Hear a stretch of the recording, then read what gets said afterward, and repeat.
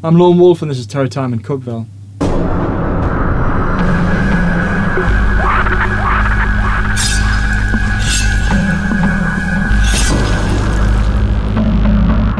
So this is the 7th day completed now, with the 7th beat also completed. And I did start the day off at, I thought, 140 BPM, as I mentioned on the last video. I like it. I just thought I'll just have a shot at that. So as I started making it, and I got a bit further, it didn't feel quite right at that speed. So I've bumped it up to 144, and it just seems to flow better. I again tried the surprise package trick and just literally just loaded up any kicks and any snares this time, but it didn't work. It didn't work as well as yesterday, so I've tweaked it to something that's a bit sounds better. It complements each other better.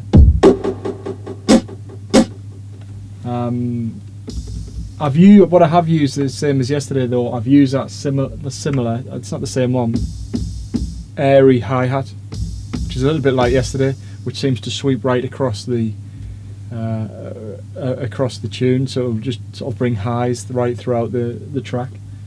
And what that can do is you could maybe just have a basic layers and basic elements, but that can fill over and not be requiring you to keep putting lots of different layers in. But it can work the other way as well, where if that's running all the time, you're kind of waiting for other things and flavors and textures to be popping up as the percussion, and you can miss out. So it's a good balance of both. But I've put that in like a regular occurrence. Nice tambourine, really nice cowbell in there. And for the bass line, it's very synthy, so pure soul type, but it gives off a real sort of 80s synthy feel to it. And it just, when I made the beat and I played it, I just thought, why not? It sounded, I really like sounds like that, 80s type synth sounds. So I just thought, yeah, go on, just put it in. So I did. There's not that many layers on this one, partly maybe because of the hi-hat situation where it's constantly running throughout. But there's some more character in there to help it out. But I think it's just with the sort of high washiness of the synths.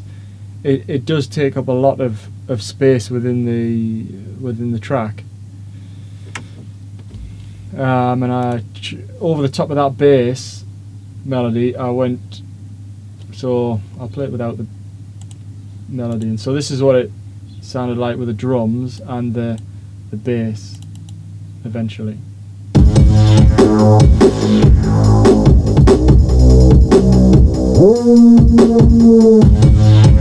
So it's like that end part's like a pitch bend on the last note, which drops it down, and I was really liking that. I was having a play on with it, and then just had a quick go at that, and it straight away I thought it worked, so I went in with that one. But then as this is playing,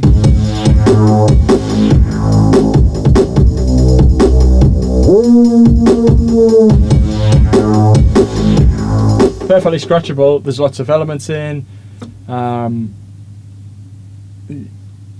It doesn't seem it's not too far off. It's perfectly scratchable.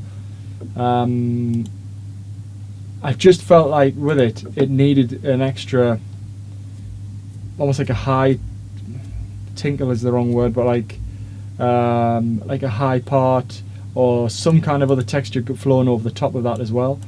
So I put in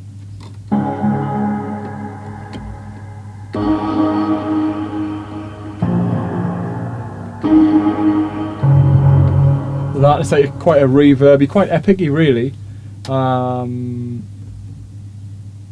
Line over the top, and that really complements it well. It really just sort of brings the whole track to life without being too much that it would take away from, once the scratches are added, that it would detract at all. And it really finishes it off, so it goes from without it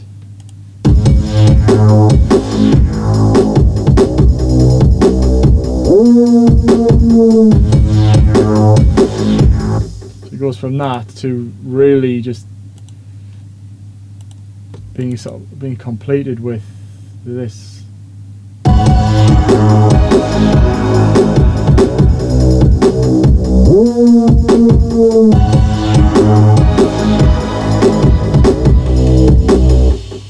That really works really well. I think it's a nice melody. It changes slightly, so the first batch of notes and the second batch of notes, to keep it interesting. And there's also, I've done a bit of a pitch change on that hi-hat, running hi-hat that's in it, so that makes that bit interesting as well, which is this bit.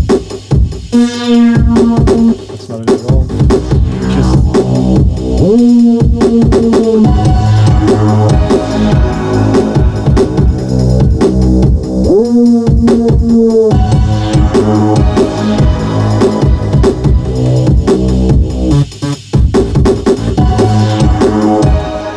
Yeah, I forgot.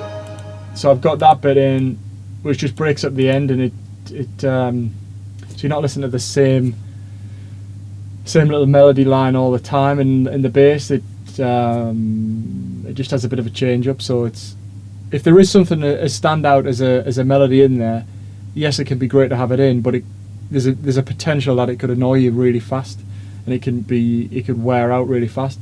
So I tend to put in little changes throughout, depending on which tune it is, just to help break it up, just to help bring back a bit of freshness. And even at the end, it just drops out the bass altogether for the last 4 bars, which is just that in there, and then it comes back in.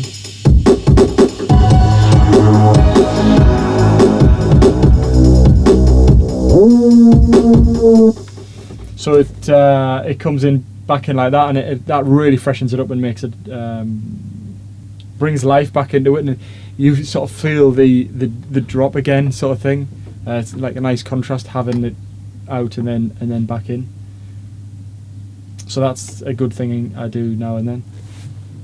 But yeah, like with yesterday, I've scratched on this quite a bit, and well, quite a bit. I've had like a half an hour, 45 minutes, just to see how it's going. I just did half an hour, 45 minutes, and it's really comfortable to scratch over. It doesn't make you rushed. Depending on what the beat is, if they're sometimes without instrument in, with an instrument layer or specific thing in, it can almost try to force you to scratch a bit more to fill in the blanks which aren't in the beat. But with this one, because it's got the sweepy lead line in it, covering a lot of the notes, but it's not in all the time, it sort of relaxes you, so you can be relaxed when you're scratching. And I think that's being relaxed when you're scratching and not forcing things or going into sort of battle mode where you try to cram everything in or something like that. Not that I do that, but certainly with a beat like this, it just allows you to just take a breather and just absorb and try different melodies and try and be creative with your scratching.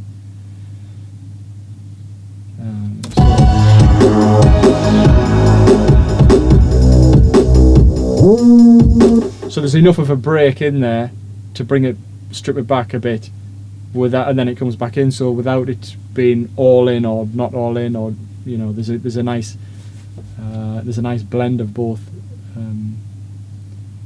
melodies and sort of thickness within the track, so it thins out a bit once that lead line's out. But it does work really well, especially with like the